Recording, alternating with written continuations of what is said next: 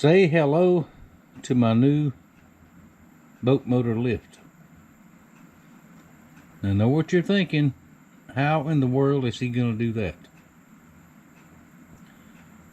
Well, in the terms of my people, hey y'all, watch this.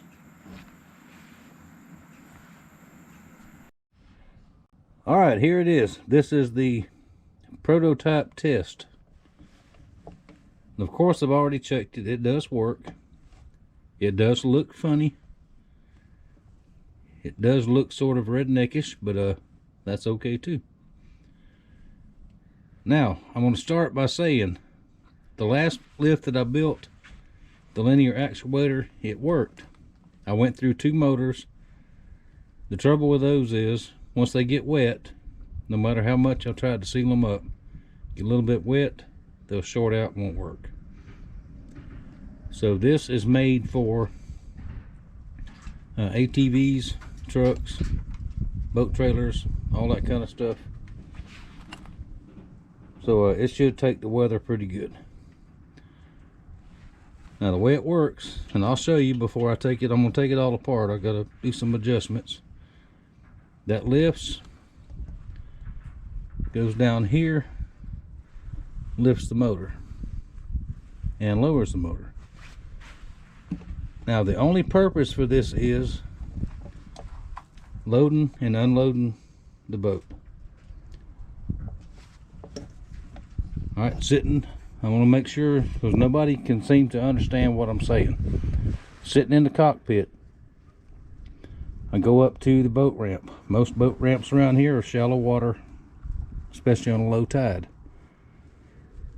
I have to get out, climb back here, and try to lift that motor by hand, get the latch on it, and then get back to the front of the boat to get to the boat ramp before I float off. Now if I got somebody with me, it's not so bad. Or if I'm on the front of the boat, and this is a 17-foot boat, if I'm in the front and I'm fishing and I hit a stump, I got to put down what I'm doing, try to fight the motor off the stump, all this and that and the other. So that's why you need a lift. Now this particular motor did not come with a hydraulic lift. It was on a pontoon boat up north, freshwater motor. And I've said this over and over, it's only been in salt water 2 times. So good motor. We worked through all the bugs on that. And sorry if I'm shivering, it's cold out here. But it is not made to, like a tilt trim, run down a river and adjust the motor. That's not what it's for. All it's for is to lift it and loading and unloading and getting off the stumps. So what I have to do after I show you how it works, I've got aluminum angle here. I've got to replace that with steel, make it a little stronger. And down here on this pivot point, I have to re-drill that and put a bushing in there. And as soon as I go warm up just a touch, I'll come back out and I'll show you how it works. Now I have a dedicated cord and a wireless control for it, and I'll show you that in just a minute. Alright, I'm going to demonstrate how this works. Now keep in mind, all this is coming off, and I have to put some where this aluminum angle is, I've got some steel I want to cut and put there because it's weak. That's why it's leaning forward. And I have to put a bushing down here where that nut is to help it move a little bit better, because it's a little bit of a jerky motion right now. And also I had to run the cable out so the controls will be backwards, because I wanted the cable to feed from the top, not from the bottom. Alright, so let's give it a try.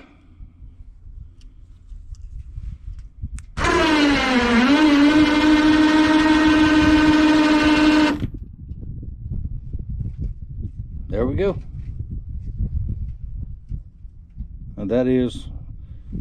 Now going down the road, I have a prop stick that will support stick that will support the motor, and let it down.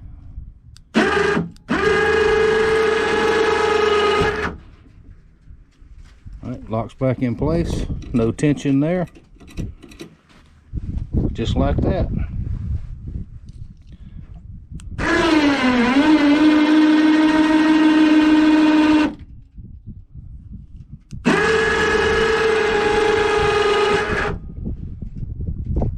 What do you think about that for some redneck ingenuity? Now the reason I'm going with this, I cannot find a proper lift system for this old motor. This is a 1987 motor. You can get one $525 that goes up underneath. Very common, self-contained unit, but it will not fit this particular motor. The one that fits this motor has a lift, a hydraulic lift on either side. These come off and it goes on. Hoses go inside. I thought I had one located in a price range I could afford, but the guy searched high and low. He had some of the parts, but not all of them.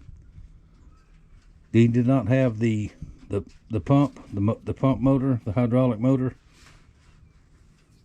and that alone, if you buy it new, is $800. So and then he would have to price out the rest of it, and you know, I'm figuring well over $1,000, $1,500. I'm not putting that kind of money into this old motor. So the system right here, this was $84.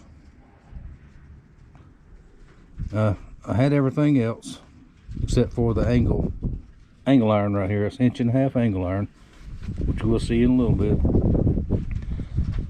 And that was, I think, $15, $20 for that. I had the nuts and bolts and all that, and I've got the bushing material to make that. So if this wind will ever quit and the windshield will get out of the 20s, I'm going to take it apart, put the bushing in, put the new steel supports in, and I have a quick release pin I'm going to put in there. Cool.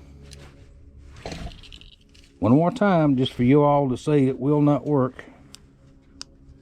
Oh, let's turn the remote back on. This is neat because I can have this in my pocket when I'm up front. Wrong way.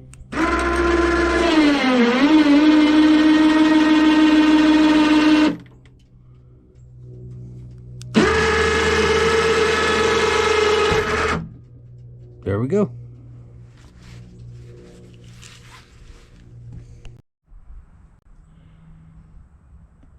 Well, all right, everybody. Let's get back on the boat lift project. It's taken me over 2 weeks to get this done, a little bit at a time. I've been very busy in the shop. The first couple of clips are the prototype of what I got done. Now we got it finalized. I replaced the aluminum angle with steel.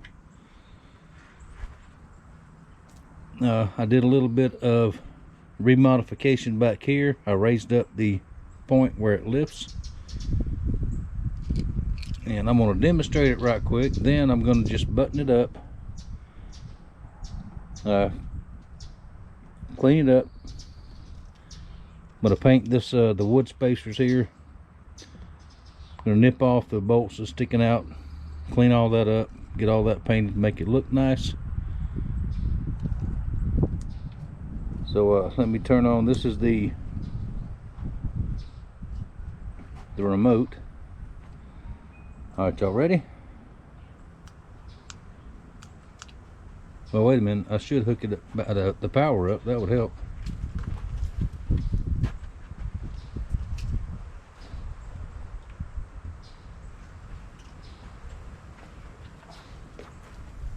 Alright, I've got it hooked up with alligator clips, and that's the way I'm going to run it. So, and I'll tell you why in a minute. Whoop, wrong way.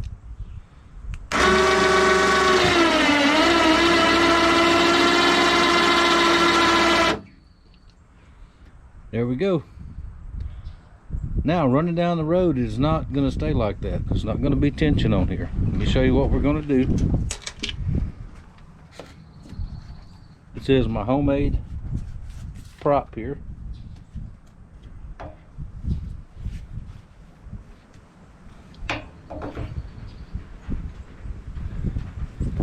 Sits in there like that. And traveling down the road,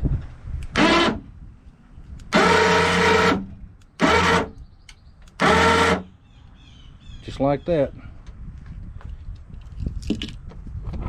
it will sit on the prop like that. No tension here. And I use a ratchet strap, strap it all down, that way it don't bounce. And that's it. Now, all total, I've got about probably $130 into this whole project. The last boat lift worked just fine. I used 2 different motors.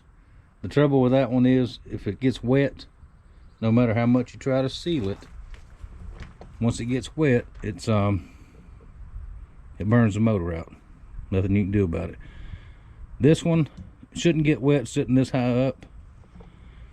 Plus, it is made for ATVs, stuff like that, running around in the mud and all that, so should be fine.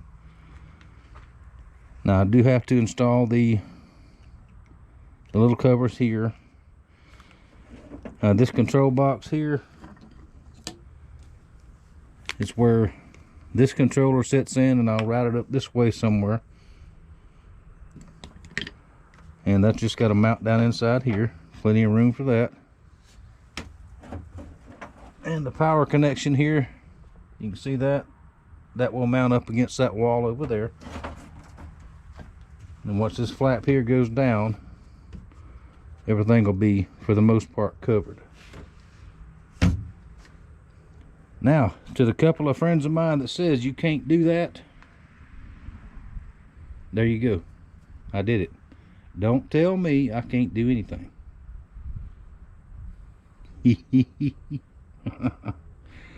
Just had to throw that in there. Alright, I'll give a final picture once I get the paint on here and get all this cleaned up, looking a little bit nicer. And I know looks don't matter, but sometimes they do. Now, it's taken me a good while this morning to even get this part of the video done, because the wind has died down just a little bit for now. And that's one reason I hadn't been on the water, even with this wind, cold, freezing rain. We even had a little bit of snow flurries a week or so back. It is just not fisherman's weather right now. But it's coming very soon. Alright, show you the final look here in just a little bit. Well, there we go, folks. What do y'all think?